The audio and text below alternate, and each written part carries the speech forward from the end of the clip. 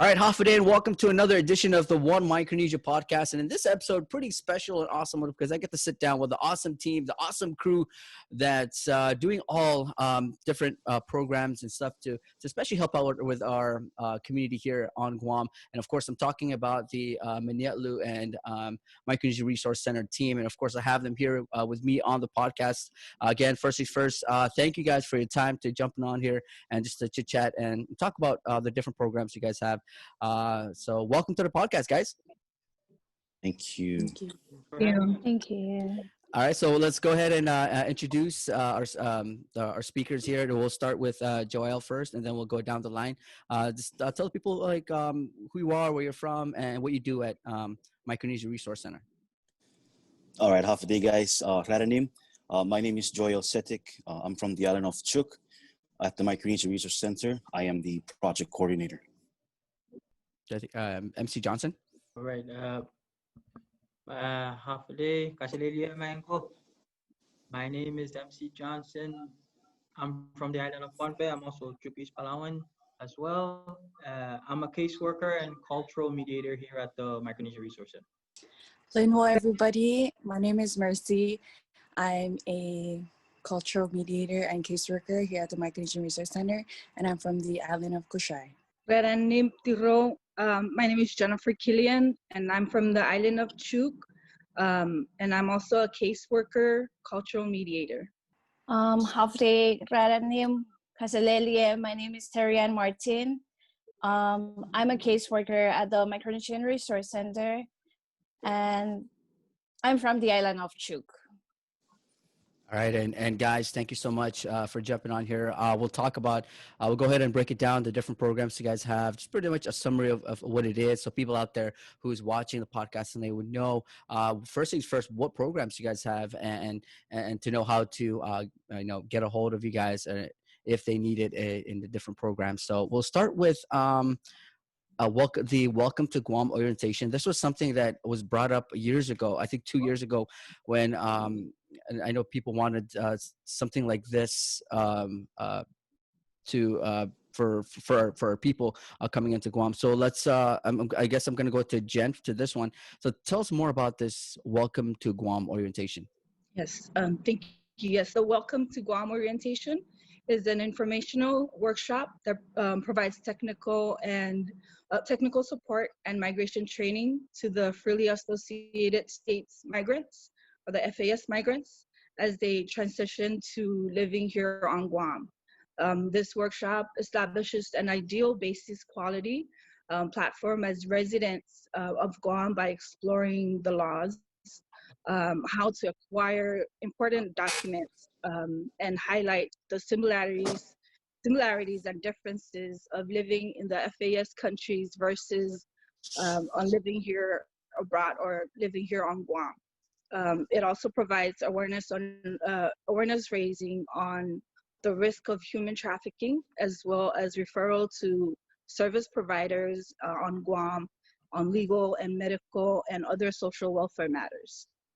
And we have 12 modules on that workshop.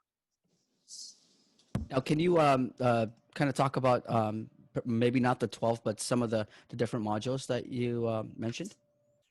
Okay, well, so basically from when you move here, you gotta know the do's and don'ts or the differences of the cultures that are acceptable back home, meaning the FAS countries, or what is not acceptable here on Guam, and also applying for jobs, getting your driver's license, and applying for school and whatnot, even housing, and also the role and law of police. Now, my next question, and this was going to be open to anybody if you wanted to jump in and answer. Now, with a program like this, would you think this would be a program where people would look at like, well, why do I have to do that? I mean, I'm not dumb. Like, I know what to do. Or would you think there would be some challenges down the line with the program? I'll answer that, but team, you guys are open to help out.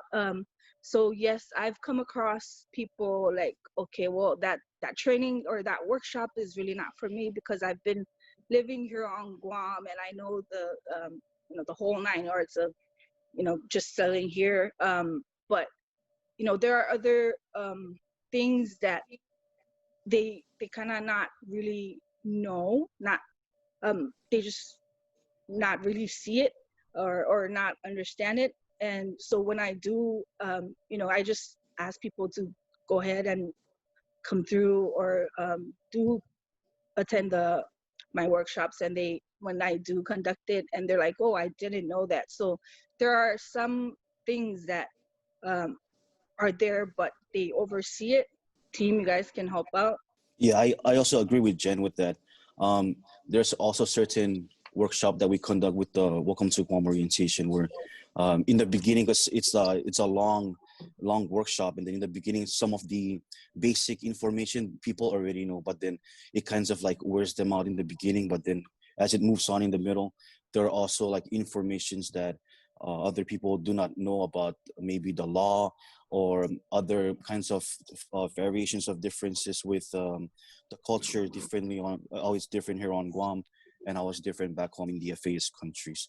So definitely there's a lot of hardship or difficulties when people think that they might know some information, but then they kind of picked up later on within the workshop. That's awesome. Amazing.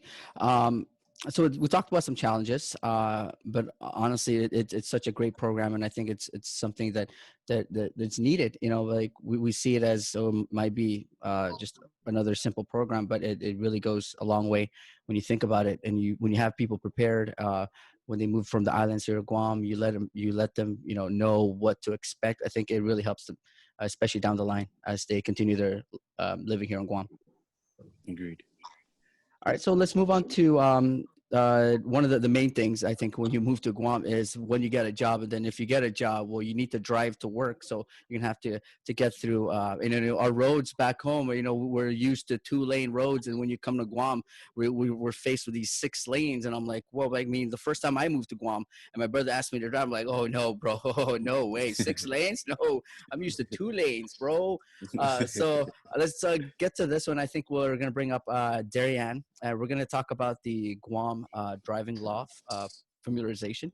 Okay, so our Guam Drivers Law Familiarization is a driver's educational workshops that prepares individuals for the written driver's test. With this workshop, we provide a pre and post test as a practice to enhance the participants to be confident and understanding about what will be on the driver's test. What we want is we want our participants to become familiar with the rules and laws as a driver on Guam according to the Guam Driver's Handbook. The facilitator, which is me or my team, we will during the workshop, we will explain in depth about the laws of the road and the proper documents that the participants needs to acquire a Guam driver's license. That's amazing. So has this program been ongoing, or is this something that that's about to kick off? It's been going, but then as of now, we stopped to do the COVID-19. But then for now, we are planning to launch a virtual to whoever is interested. And we already have a list of participants that wanted to participate in it. That's awesome. So let's talk about some of the challenges that you guys face, especially when it comes to that. What do you see as more of the troubles that our citizens are going through when it comes to the driving test? We can try to help out with that Okay. answer the question. So for our participants for the GDLF, most of them, as we see in our case management also, we help our clients with documentation and all that, and we also fill out a intake form that also asks the question if you have a Guam driver's license. And according to last year's zone, amongst about 1,000 some of our clients, 77% of that number, they don't have a driver's license. So it's a very high number that we try to push out the the GDLF for these FAS citizens or people from the FAS countries to use these kind of workshops. And that's one of the difficulties and challenges where we're trying to reach out to a lot of people, and then now we're in the COVID-19, and it's kind of hard for us to reach that amount of demographics, for our numbers. Yeah.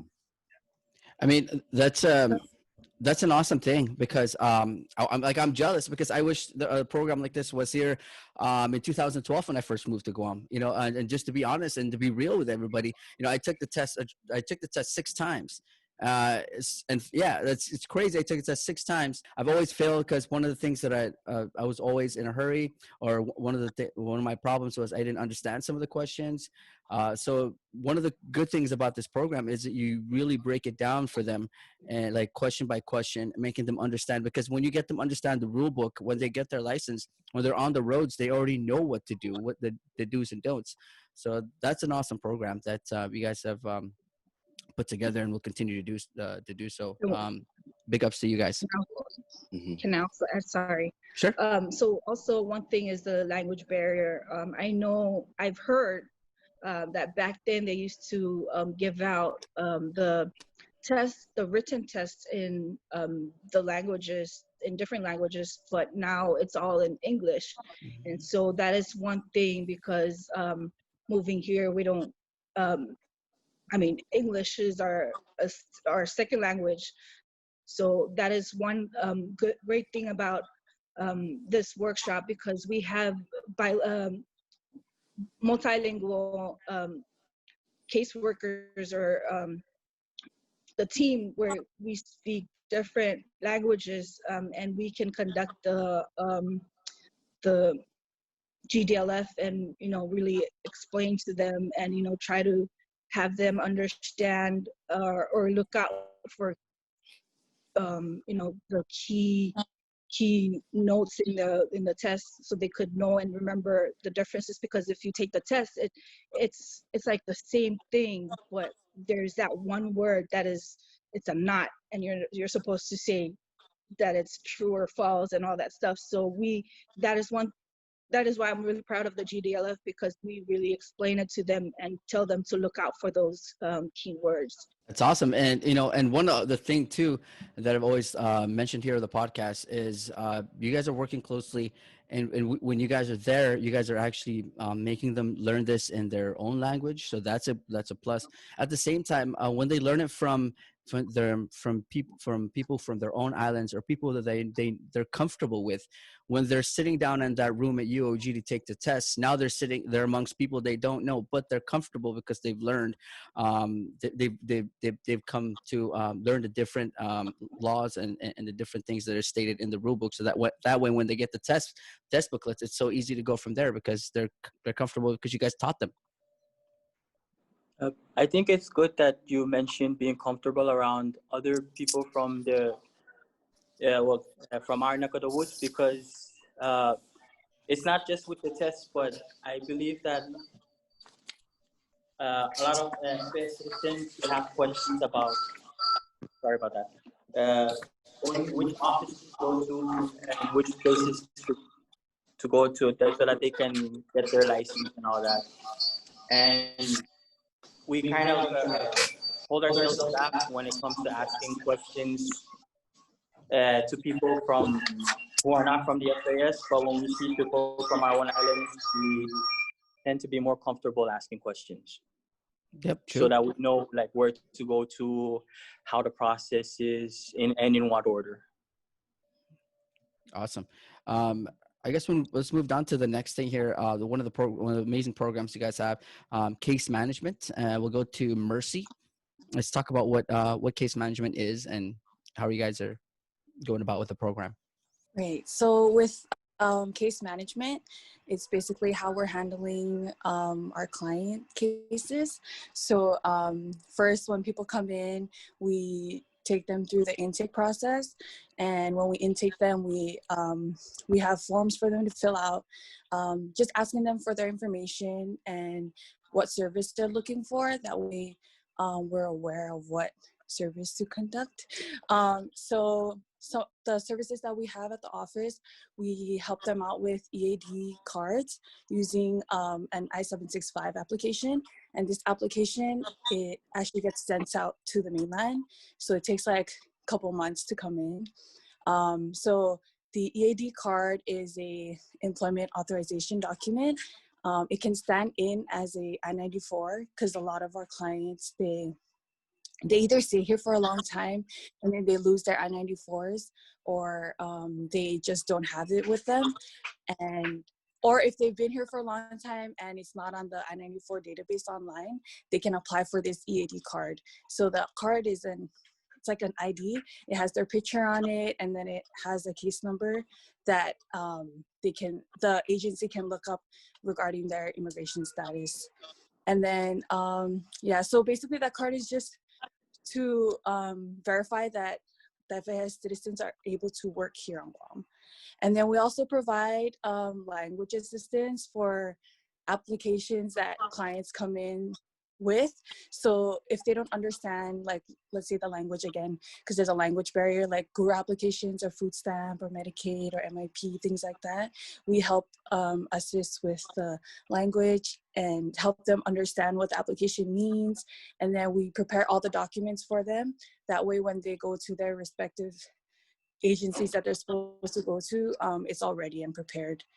And then some of the caseworkers have also been doing interpretations out in the field. So like at the hospital or DOE, so whichever agency calls us and requests for translation services or interpretation services, and then we have one of our caseworkers go down there as well. And then the big thing that we've been doing right now is the PUA, the Pandemic Unemployment Assistance. Right now, we've been doing just weekly claims remotely at home. We've been helping our clients that we've been assisting before the second Q-Core 1 lockdown.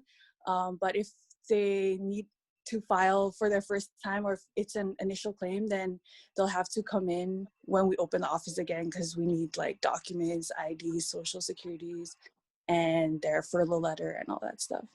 So that's all the services we have right now. Feel free to fill in anything that I missed, because that's all right now. Awesome. Amazing. Anybody else want to jump in? I think Mercy covered majority of the services that we do with the case management. The most big thing right now is the unemployment application. So from ever since the pandemic kicked in, maybe we helped service about 2,000 to 3,000 applicants already. We forward them to Department of Labor, and we try to work on their unemployment applications. But yeah, those are the main case management that we do. But our office, for the case management part, we don't limit our services. We help clients from even getting a birth certificate or name change documents, verification letters, any kind of documentation that a client might need for maybe a public assistance, or if for their well-being, for any agency, or for their own documentation. Our office, we don't limit our services for one-to-one case management. Okay, awesome. So let's go to Joelle for Workforce Development Workshop and Workshop Nation and Outreaches. All right, so for the workforce development, our workshop is it consists of 5 different workshops. We have the Money Smart, skills to pay the bills, resume writing, how to fill out an application, and interview preparation. The workforce development program, is not only for employment, but also to understand how to manage finances, how they manage their unemployment claims that they receive.